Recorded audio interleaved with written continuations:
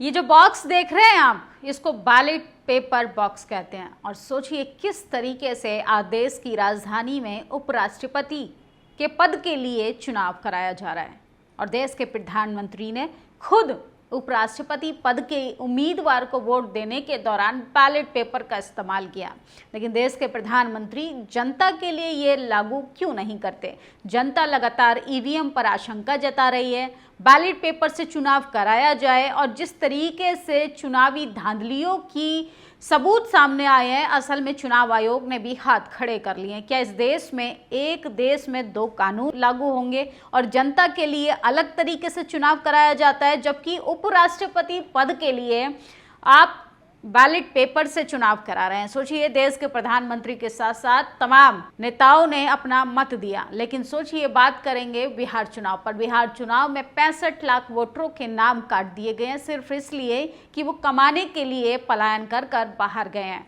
किस तरीके से वोटर लिस्ट की गड़बड़ियां की जा रही हैं। एक एक घर में 40 से 45 वोटरों के नाम देखे गए हैं। और सोचिए, चुनावी गड़बड़ियों को किस तरीके से नज़रअंदाज कर कर इस देश का चुनाव आयोग शायरी सुनाकर जनता का मनोरंजन तो करता है, लेकिन जनता की जो तकलीफ़ें हैं, जनता की जो समस्या है, जनता का जो सवाल है, उस पर गौर नहीं करता। वहीं बात करें महाराष्ट्र में निकाय चुनाव की, तो बैलेट पेपर से चुनाव कराने की लगातार मांग की जा रही है। इस पर देखते हैं कि डबल इंजन सरकार इस पर भी गंभीरता से संज्ञान लेती है कि नहीं। अगर बात करें बैलेट पेपर से चुनाव की गड़बड़ियों की, तो आपने देखा होगा चंडीगढ़ में मेयर का चुनाव हुआ था और किस तरीके से कैमरे की निगरानी में गड़बड़ियां करते हुए पकड़ा गया आरोपी, और वो उसका कनेक्शन भाजपा से निकला। तो बीजेपी को अच्छे से पता है कहाँ पर हमें बैलेट पेपर का इस्तेमाल करना है, कहाँ पर हमको ईवीएम का इस्तेमाल करना है। वहीं अगर बात करें तमाम कंट्रियों की, तमाम अलग अलग देशों की, तो जापान में ईवीएम भले ही बनी है, लेकिन जापान के अंदर बैलेट पेपर से चुनाव होता है। तमाम लोग तरह तरह की प्रतिक्रियाएं भी दे रहे हैं और सबसे ज़्यादा वायरल होने वाली तस्वीर देश के प्रधानमंत्री की। अगर ईवीएम से चुनाव होता है तो आज देश के प्रधानमंत्री को इतना कष्ट करने की ज़रूरत नहीं पड़ती। लेकिन लोकतंत्र की खूबसूरती यही है कि चाहे राजा हो और रंक, सबको अपना मताधिकार उतना ही है जितना आम नागरिक का।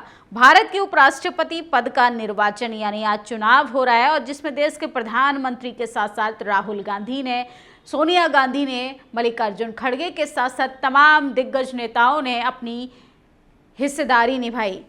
मोदी जी के उपराष्ट्रपति के चुनाव में बैलेट पेपर का वोट अपना बैलेट बॉक्स में डाल दिया। यही अधिकार दोबारा सभी देशवासियों को मिलना चाहिए। ईवीएम मशीन को बैन कर देना चाहिए। ईवीएम बनाने का जापान भी बैलेट पेपर से चुनाव कराता है। दुनिया के 99 देश चुनाव के लिए कागज़ और बैलेट बॉक्स का ही इस्तेमाल करते हैं, लेकिन अपने भारत में तो मशीनों से गड़बड़ियां की जाती हैं। सोचिए, जब फ़ोन हैक हो सकता है, कंप्यूटर हैक हो सकता है, आपका डेटा घर से बैठे बैठे व्यक्ति विदेश में हैक कर सकता है, या कहीं भी हैकर्स जो हैं वो आपके डेटा के साथ छेड़छाड़ कर सकते हैं, तो क्या ईवीएम में गड़बड़ी नहीं हो सकती?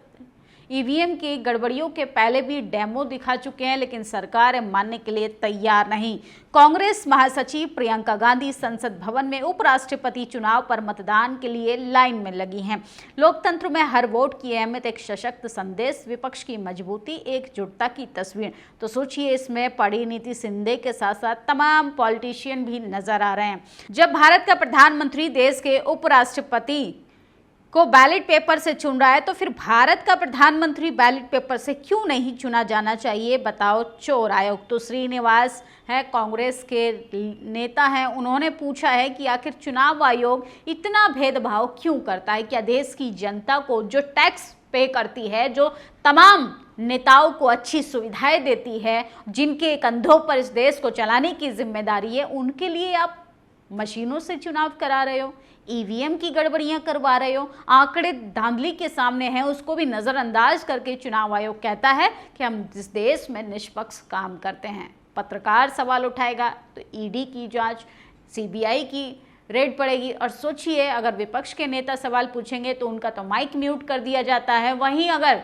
सोशल मीडिया प्लेटफॉर्म की बात करें तो उनको तो बैन करने के लिए लगातार किस तरीके से प्रोपेगेंडा चलाया जाता है वो तो आप लगातार देख ही रहे हैं। लेकिन चुनाव आयोग तो कह रहा था कि वोट डालते समय वीडियो फोटो नहीं दे सकते। ये कैसा लोकतंत्र का नियम है? जनता के लिए अलग नियम, नेताओं के लिए अलग। तो आज देश के प्रधानमंत्री चर्चाओं का विषय बने हुए हैं और खड़खड़ धनखड़, आज के बाद धनखड़ के खड़कने का कोई अर्थ नहीं। तो पूर्व वाइस प्रेसिडेंट धनखड़ ने जिस तरीके से अपने हेल्थ को लेकर इस्तीफा दिया था, असल में वो भी आज संसद के परिसर में देखने के लिए मिले। ये वाला चुनाव भी ईवीएम से होता तो इतनी मेहनत नहीं करनी पड़ती। तो आज देश के प्रधानमंत्री की आलोचना भी हो रही है और हमें पूरा विश्वास है कि हमारी जीत होगी इंडिया दल के उपराष्ट्रपति पद के लिए, बी सुदर्शन रेड्डी ने कहा। तो लगातार जिस तरीके से आज बैलेट पेपर से चुनाव कराया जा रहा है, इसकी सराहना पूरा देश कर रहा है। लेकिन जनता के लिए ये कब लागू होगा? जनता को भी बैलेट पेपर से चुनाव कराया देना चाहिए। महाराष्ट्र निकाय चुनाव में राज ठाकरे की पार्टी की बड़ी मांग, कहा बैलेट पेपर से होगा चुनाव।